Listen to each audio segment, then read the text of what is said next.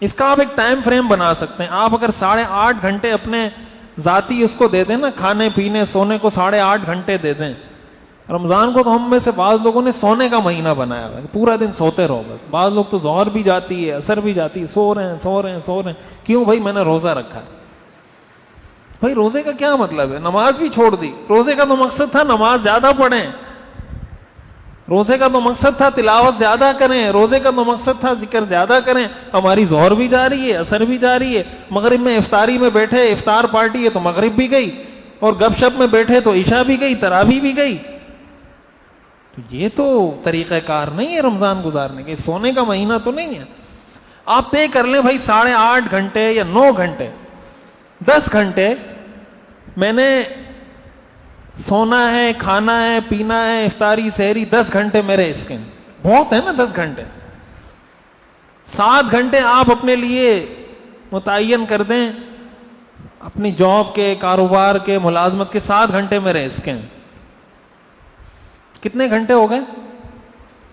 17 گھنٹے ہو گئے. 24 گھنٹوں میں ابھی بھی کتنے گھنٹے باقی ہیں؟ 7 گھنٹے. 7 گھنٹے ابھی بھی باقی ہیں. اس 7 گھنٹے میں ہم کیا نہیں کر سکتے؟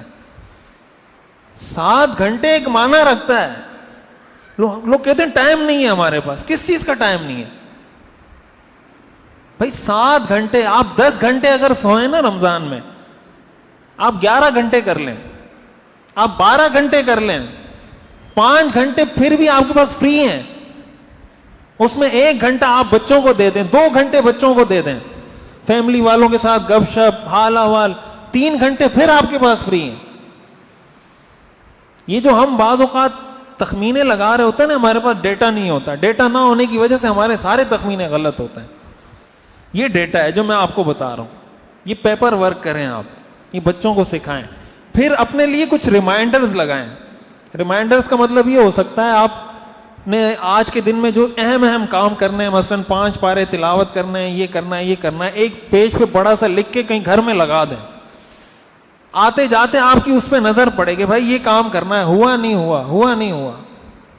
گھر میں کوئی اسکرین ہے, اسکرین پہ کھول کے وہ لکھ کے کہیں ڈیزائن کر کے لگا دیں کہ آج کے دن کے یہ 5 کام ہیں. آپ جیسے ہی کمرے میں داخل ہوں تو اسکرین پہ نظر پڑے تو وہ 5 کام آپ کو نظر آئیں. لیکن یہ سب کب ہوگا؟ جب ہم چاہیں گے.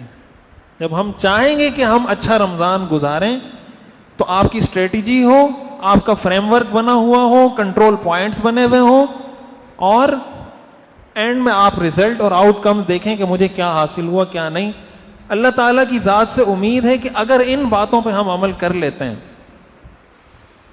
تو اللہ تعالیٰ ہمیں ضرور کچھ نہ کچھ رمضان کی برکتیں, کچھ نہ کچھ سعادتیں, کچھ نہ کچھ عبادت کی توفیق اللہ تعالیٰ ہمیں عطا فرمائے گا. اور کوشش کریں یہ میسج, یہ پیغام اوروں کو بتائیں, اوروں تک پہنچائیں کہ بھائی ہم نے رمضان کو قیمتی بنانا ہے. یہ بہت قیمتی مہینہ ہے. میں ایک حدیث سنا کے اپنی بات ختم کرتا ہوں.